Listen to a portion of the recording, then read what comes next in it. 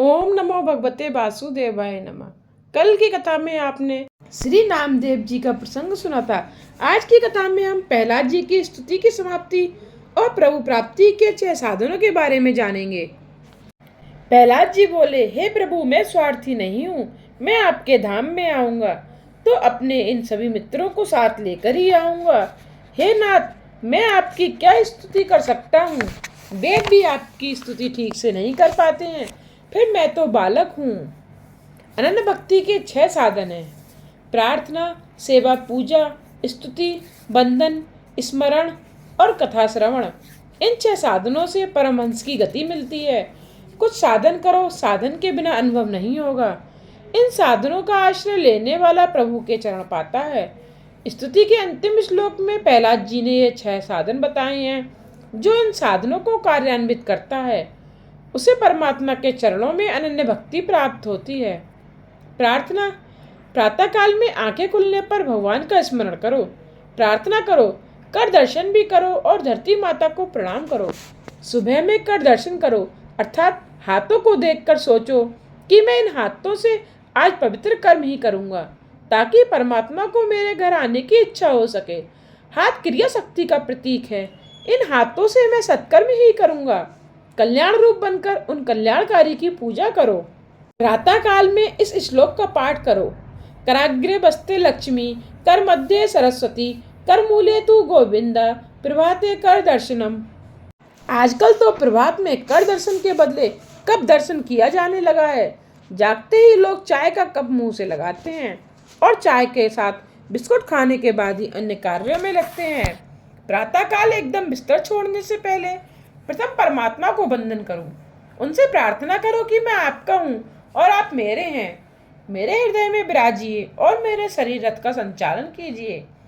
प्रातःकाल में दीनता पूर्वक प्रभु से प्रार्थना करो, हे कृष्ण, आपने जिस तरह अर्जुन का रथ चलाया था उसी तरह मेरे शरीर रथ के स्वामी बनिए। भटकने वाली इंद्रियों को रोकिए, मेरे इंद्र रूपी घोड़ों को संभालिए, मेरी रक्षा कीजिए। यदि श्री कृष्ण तुम्हारे शरीर रथ के सारथी बनेंगे तो रथ नियत स्थान पर पहुंच जाएगा, और अगर तुम्हारा मन सारथी बनेगा तो तुम्हारा रथ गड्ढे में गिर जाएगा। भगवान जीव से कहते हैं, यदि तू अपना रथ मेरे अधीन करेगा तो तेरे इंद्रिय रूपी घोड़ों को मैं नियंत्रित करूंगा, संभालूंगा और दिव्य मार्ग की ओर तुझे ले जाऊंगा। जिस प्रकार अपने रथ की बागडोर अर्जुन ने प्रभु के हाथ में दी थी, उसी प्रकार तुम अपने रथ की बागडोर उनके हवाले करोगे तो वे तुम्हारा रथ पार ले जाएंगे। सेवा पूजा क्या है? स्नान आदि से निवृत्त होकर एकांत में प्रभु की सेवा उपासना करो। स्तुति, नाथ, आपने जब अजामिल जैसे पापी का उद्धार कर दिया तो फिर मेरी ओर ही आप क्यों नहीं देखते। कीर्तन, स्तुति के बाद एकांत में बैठकर प्रभु के नाम का कीर्तन करो। अपना कामकाज करते समय भी प्रभु का स्मरण करते रहो। कथा श्रवण, प्रभु के प्यारे सच्चे संतों से समागम करो, उनके श्रीमुख से कथा श्रवण करो। हो सके तो रोज कथा सुनो। यदि कथा न सुन सको तो रामायण भागवत की कथा का वाचन करो, प्रेम पूर्वक उसका पाठन करो। स्मरण, समस्त कर्मों का स्मरण। रात को सोने से पहले किए हुए कर्मों का विचार करो कि क्या प्रभु को पसंद आए।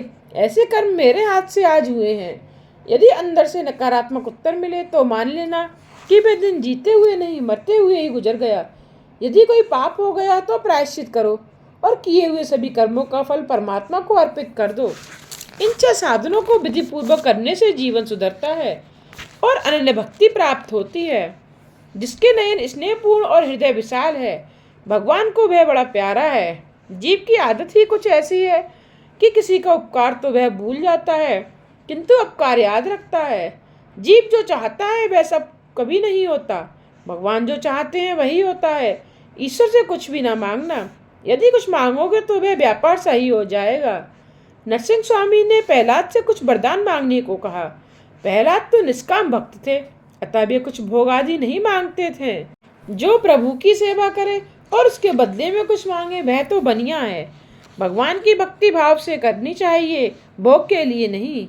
भोगार्थ भक्ति करने वाला व्यक्ति भक्त नहीं, बनिया है। बनिया वह है जो देता तो अल्प ही है और अधिक पाने की इच्छा करता है। अपने लिए ठाकुर जी को कभी तकलीफ मत दो। नरसिंह स्वामी ने कहा, प्रहलाद, चाहे तेरी इच्छा ना हो फिर भी मुझे राजी करने के लिए कुछ तो मांग।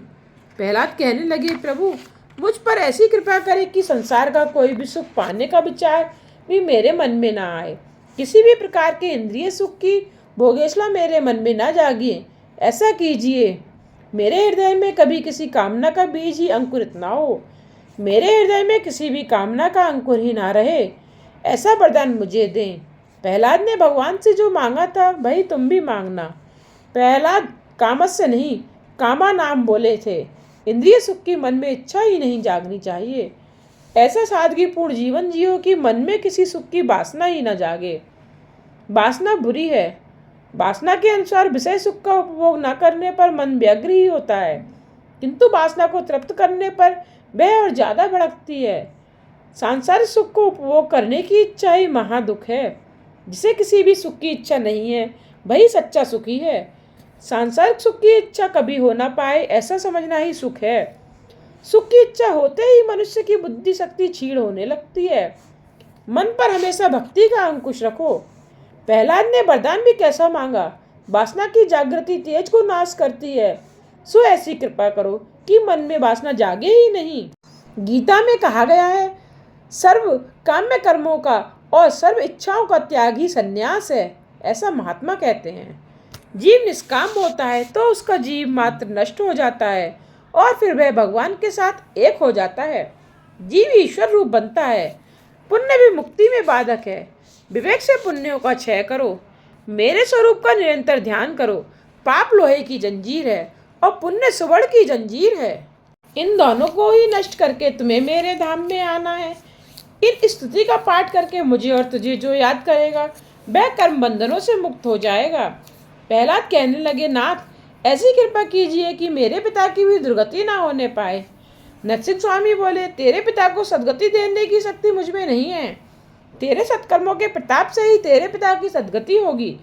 तेरे जैसे पुत्र से तो 21 पीढ़ियों का उद्धार होता है।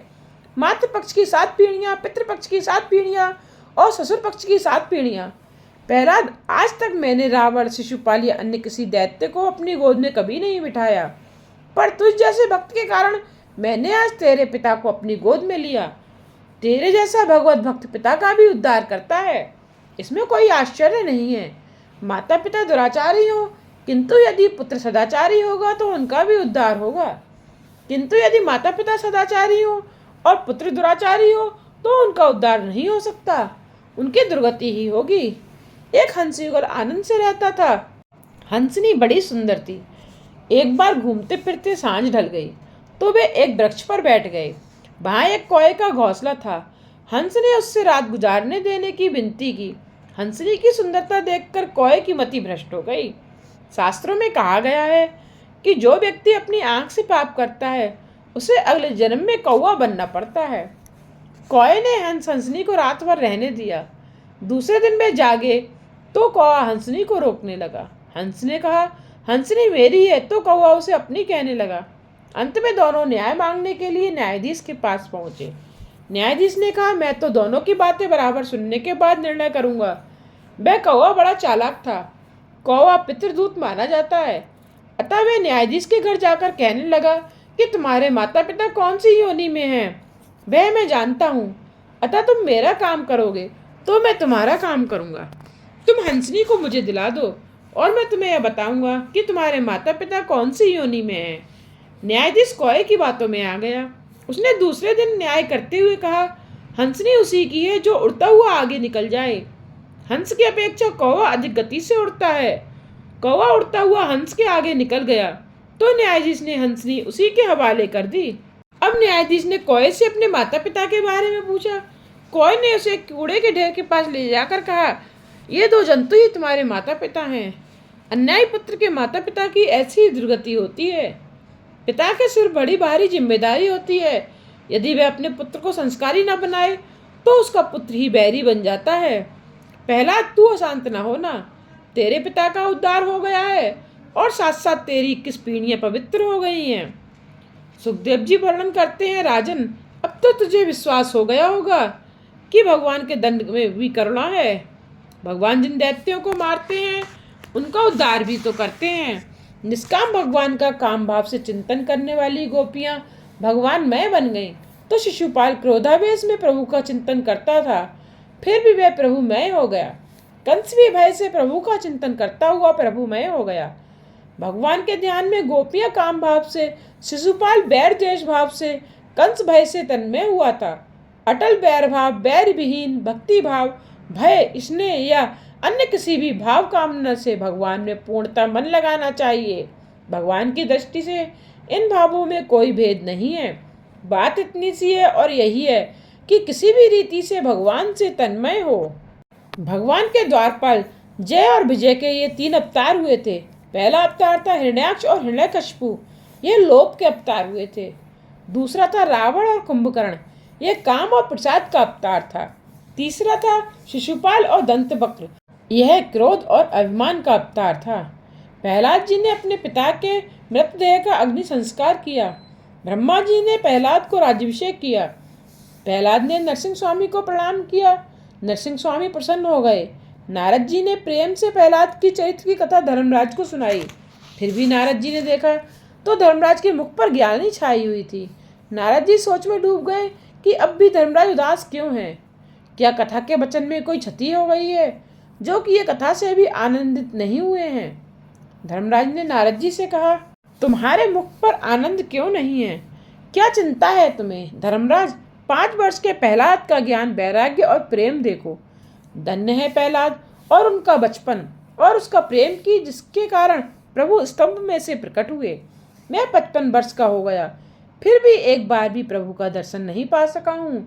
मेरा जीवन पशु सा ही बीत गया। धन के पीछे दौड़ा, भूख लगी तो खाना खाया, नींद आई तो सो गया, वासना जगी तो कामांध हुआ।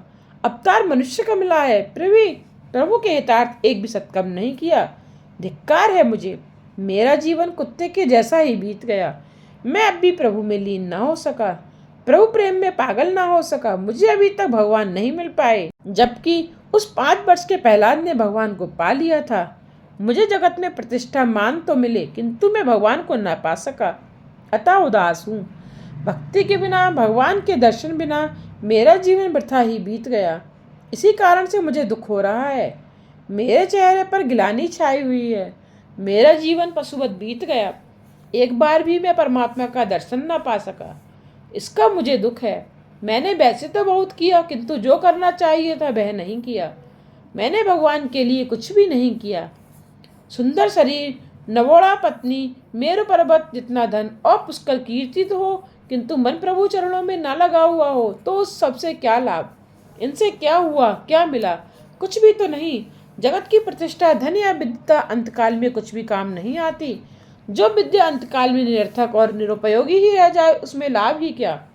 एक बार एक नौका में कुछ विद्वान सुधारक प्रवास कर रहे थे। बातों ही बातों में उन्होंने नाविक से पूछा, तुम कहाँ तक पढ़े लिखे हो? नाविक बोला, कैसी पढ़ाई और कैसी लिखाई, बस मैं तो यह नौका चलाना ही जानता हूँ। विद्वान कहने लगे, तुम्हें इतिहास की कुछ भी जानकारी है? इंग्लैंड में कितने एडवर्ड हुए हैं? नाविक बोला, मैं इतिहास नहीं जानता। पंडित कहने लगे, तब तो तेरी 1/4 जिंदगी बेकार ही गुजर गई। क्या तुझे भूगोल का ज्ञान है? लंदन शहर की आबादी कितनी है? नाविक बोला, मैं भूगोल भी नहीं जानता। पंडित जी कहने लगे, ओह, तब तो तेरी आधी जिंदगी बेकार ही चली गई। तुझे साहित्य का ज्ञान है? शेक्सपियर के कौन से नाटक तूने पढ़े हैं? तब नाविक कहने लगा, मैंने तो साहित्य भी नहीं पढ़ा है। इतने में नदी में तूफान आया और नैया इधर उधर डोलने लगी। नाविक ने उन विद्वानों से पूछा, महाराज, लगता है कि हमारी नौका पानी में डूब जाएगी। क्या आप सब तैरना जानते हैं? सभी पंडितों ने कहा, नहीं, हम तो तैरना नहीं जानते। नाविक कहने लगा, हरी हरी, आप तैरना नहीं जानते हैं? तब तो आपकी सारी जिंदगी अभी पानी में चली जाएगी। हुआ भी ऐसा ही। तूफान में नौका डूब गई और उसके साथ साथ विद्वान भी डूब गए, पर नाविक तैरता हुआ बाहर आ गया।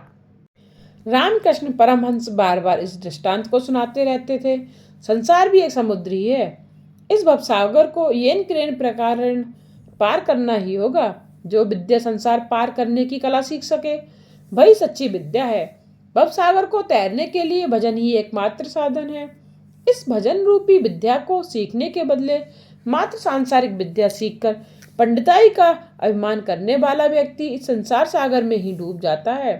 जो विद्या अंतकाल में परमात्मा के दर्शन न करा सके वह विद्या ही नहीं है। संयोग में दोष दर्शन और वियोग में गुण दर्शन ही जीवन का स्वभाव है। धर्मराज की राजसभा में स्वयं द्वारकानाथ विराजते थे, फिर भी धर्मराज उनके स्वरूप से अज्ञात थे। ठाकुर जी अपना स्वरूप छिपाए रहते हैं। कृष्ण भगवान कहते हैं, मैं तो माखन चोर हूँ, जिनके मन की मैं चोरी करता हूँ वही मुझे पहचान सकता है। कृष्ण गुप्त ही रहना चाहते हैं, परमात्मा गुप्त ही रहना चाहते हैं, तो जीव प्रकट। ईश्वर ने भांति भांति के फूल फल आदि न जाने कितनी वस्तुओं का सृजन किया, फिर भी उस पर कहीं अपना नाम नहीं लिखा है। मनुष्य तो मकान आदि से लेकर अंगूठी जैसी छोटी सी वस्तुओं पर अपने शरीर पर भी नाम लिख देता है। अरे भाई, शरीर पर भी नाम क्यों लिखता है तू? उसे कौन ले जाएगा? मकान पर नाम लिखता है, मन हर निवास पर यह मन हर कितने दिन चलने वाला है, कितने दिन जीने वाला है। मकान पर नाम ही लिखना है तो राम निवास कृष्ण भवन लिखो। यह सभी कुछ तो ठाकुर जी का है, फिर भी मानव नाम रूप में फंसा हुआ है। आजकल लोग सेवा भी कमाने के हेतु ही करते हैं, पुण्य लाभ के लिए नहीं। मंदिर में कोई वस्तु देता है तो उस पर भी पहले अपना नाम लिख देता है। याद रखो कि अतिशय प्रसिद्धि पुण्य का क्षय ही करती है। कृष्ण पांडवों के बीच में ही रहते थे, फिर भी उन्हें कोई पहचानता नहीं था, और वे पहचाने भी कैसे जा सकते थे। युधिष्ठिर के राजसूय यज्ञ के भोजन समारंभ में झूठी पत्रावलियां उठाने जैसा काम वे करते थे। गीता गायक श्री कृष्ण का यही तो है दिव्य कर्मयोग। उन्होंने अपनी वाणी अपने जीवन में कार्यान्वित भी की। प्रभु ने धर्मराज से कहा था, महाराज अपने यज्ञ में थोड़ी सी सेवा करने का मुझे भी अवसर दीजिए, मैं जूठन साफ करता रहूंगा। कृष्ण ऐसा काम करते थे, अतः धर्मराज ने मान लिया कि वे मामा के पुत्र हैं, अतः वे काम करते हैं। ईश्वर से हम ऐसा अनुभव ही नहीं करते हैं कि वे ईश्वर हैं। यदि ईश्वर ऐसा करें तो उनका ईश्वरत्व नष्ट हो जाए। धर्मराज इस बात को भूल गए थे कि स्वयं श्री कृष्ण ही उनके साथ बात कर रहे हैं, अतः वे कहते हैं कि भगवान के दर्शन अभी तक नहीं हो पाए हैं। नारद जी धर्मराज से कहते हैं कि वे बड़े बड़े मुनि आपके घर आए हुए हैं, उन्हें दक्षिणा का लोभ नहीं है। ये दुर्वासा और जमदग्नि निष्प्रय हैं। धर्मराज के यहाँ विशाल जन समुदाय एकत्र हुआ था, अतः दुर्वासा को आशंका थी कि कहीं कुछ अधर्माचरण न हो जाए, और ऐसी आशंका के कारण वे भोजन तक नहीं करते थे। द्वारकाधीश दुर्वासा को ब्रह्म विद्या गुरु मानते हैं। एक दिवस रुक्मणी ने कहा, हे नाथ, दुर्वासा आपके गुरु हैं और बड़े तपस्वी भी, क्यों ना हम ऐसे पवित्र ब्राह्मण को भोजन कराएं। कृष्ण, ये दूर रहे वही ठीक है, घर पर आएंगे तो गड़बड़ करेंगे। रुक्मणी ने अति आग्रह किया तो श्री कृष्ण रुक्मणी दुर्वासा को आमंत्रण देने के लिए पिंडारक तीर्थ आए। दुर्वासा ने कहा, भोजन की बात जाने दीजिए, मेरे आशीर्वाद हैं आपको। मैं क्रोधी हूँ, कहीं क्रोध बस कुछ श्राप न दे दूं। किंतु कृष्ण रुक्मणी के अति आग्रह के कारण दुर्वासा आने को तैयार हुए और रथ में बैठ गए। दुर्वासा ने उनकी परीक्षा करने का विचार किया और कृष्ण से कहा, मैं हूँ ब्राह्मण और तुम हो क्षत्रिय, क्या यह योग्य है कि हम एक ही आसन पर बैठें? अतः इन बैलों को हटाकर तुम स्वयं रथ को खींचो तो मैं आऊं। कृष्ण और रुक्मणी रथ खींचने लगे। माताजी थक गई और प्यासी हो गई। वे बोली, ब्राह्मण बड़े विचित्र होते हैं, मैं ब्राह्मणों के घर में नहीं रहना चाहती। कृष्ण ने समझाया कि अब अधिक देरी नहीं है, धीरज धरो। तो रुक्मणी ने कहा, मैं धीरज नहीं रख सकती, मैं इस प्रदेश में नहीं रहूंगी। कृष्ण कहने लगे, नहीं नहीं, इस प्रदेश को कभी न छोड़ना, इस गुजरात में हमेशा वास करना। और लक्ष्मी जी गुजरात में रह गईं। प्रभु की लीला है, दुर्वासा के हृदय में भी श्री कृष्ण है। रुक्मणी जल पीने जा ही रही थी कि दुर्वासा समाधि में से जग गए। दुर्वासा ने क्रोध में कहा कि ब्राह्मण को भोजन कराने से पहले तुम जलपान कर रहे हो, अतः मेरा शाप है कि तुम दोनों का वियोग होगा। कृष्ण ने कहा कि आपका शाप सिर आंखों पर, किंतु आप मेरे घर तो चलिए। दुर्वासा को लगा कि मैंने शाप देकर कुछ अनुचित सा कर दिया है, अतः उन्होंने कहा, मैं 12 वर्ष के पश्चात आकर तुम दोनों का विवाह कराऊंगा। नारद जी धर्मराज से कहने लगे, ये ऋषि तुम्हारे यहाँ कुछ खाने या लेने के लिए नहीं आए हैं, ये तो परब्रह्मा परमात्मा के दर्शन करने के लिए यहाँ आए हैं। चिंतन करने पर उनका ध्यान से परमात्मा का स्वरूप आ ही नहीं सका, अतः वे उनका दर्शन करने हेतु तुम्हारे यज्ञ में आए हैं। इन्हें तो दर्शन का लोभ है। राजन, तुम तो प्रहलाद से अधिक भाग्यशाली हो। परमात्मा तुम्हारे रिश्तेदार होकर तुम्हारे घर में रहते हैं। हमारे घर में भी भगवान है, किंतु नारद जी जैसे संत द्वारा दृष्टि मिलने पर ही उनका दर्शन हो सकता है। राजन, तुम भाग्यशाली हो कि परमात्मा तुम्हारी सभा में ही विराजमान है। नारद जी ने वचन सुनकर धर्मराज राजसभा में चारों ओर निहारने लगे, किंतु कहीं भी वे परमात्मा का दर्शन नहीं कर पाए। धर्मराज परमात्मा को पहचान ही नहीं सके। द्वारकानाथ को देखते तो थे, किंतु उन्हें वो अपना मेरा भाई ही मानते थे। इधर कृष्ण सोचते हैं कि नारद जी अब चुप हो जाएं तो अच्छा रहे, अन्यथा वे मुझे प्रसिद्ध कर देंगे। उन्होंने नारद जी से कहा, नारद, मुझे तुम प्रकट मत करो, अपनी कथा ही पूरी करो। नारद जी ने कहा, इस सभा में जगत के जन्मदाता उपस्थित हैं। ब्रह्मा जी ने माना कि नारद मेरा नाम घोषित करेंगे और मुझे प्रसिद्धि मिलेगी। ईश्वर जीव को अपना ले तो जीव ईश्वर बनता है। राजन, जगत सृष्टा और ब्रह्मा के जो पिता हैं वे बैठे हुए हैं इस सभा में। धर्मराज नारद जी से पूछने लगे, कहाँ है भगवान, कहाँ है परब्रह्मा, मुझे क्यों नहीं दिखते हैं वे। अब नारद जी से रहा नहीं गया। आज चाहे अप्रसन्न क्यों ना हो, मुझे उन्हें प्रसिद्ध करना ही होगा। नारद जी ने भगवान श्री कृष्ण की ओर इशारा करते हुए कहा, अयम ब्रह्मा। उपनिषद में इदम ब्रह्मा की बातें हैं और इधर अयम ब्रह्मा की। इनके ही दर्शनार्थ ये सारे मुनि यहाँ आए हुए हैं। प्रभु ने सिर झुकाकर मुंह छुपाया, मैं ब्रह्मा नहीं हूँ, नारद असत्य बोल रहे हैं। नारद जी ने कहा, अयम ब्रह्मा। इन्हें असत्य बोलने का स्वभाव ही है। भगवान कभी कभी लीला करते हुए असत्य बोलते हैं। उन्होंने बाल्यावस्था में भी अपनी माता यशोदा से एक बार कहा था, नहा भक्षित बानम्ब, मैंने मिट्टी नहीं खाई है। ये सब बालक झूठ बोल रहे हैं। आत्मानुभूति कई बार होने पर भी दृढ़ता नहीं आती। दृढ़ता सद्गुरु कृपा से आती है। नारद जी ने धर्मराज को भगवान नारायण के दर्शन कराए और अपनी सारी बातें खोलकर बताईं। अब मिश्र वासना के प्रकरण का आरंभ हो रहा है। 7वें स्कंद के 11 से 15वें अध्याय में मिश्र वासना की बातें हैं। मनुष्य की वासना मिश्र वासना है। प्रथम मैं स्वयं उपभोग करूंगा और फिर भी यदि कुछ बाकी बचा हो तो दूसरों को दूंगा। यही है मिश्र वासना। संत की वासना सद्भावना है और राक्षस की असद्भावना। दुर्जन जो कहता है वह हमें पसंद नहीं, और वैष्णव जो कहते हैं वैसा हमारा जीवन नहीं है। आज की कथा को यहीं विश्राम देते हुए कल की कथा में हम धर्म का निरूपण, ब्रह्मचर्य और वानप्रस्थों के नियम, गृहस्थ संबंधी सदाचार और मोक्ष धर्म के बारे में जानेंगे। आगे की कथा सुनने के लिए मेरे चैनल को सब्सक्राइब करके बेल आइकन पर प्रेस करके ऑल पर क्लिक करना ना भूलिएगा, जिससे आने वाले वीडियोस के नोटिफिकेशन आप तक पहुंचते रहें।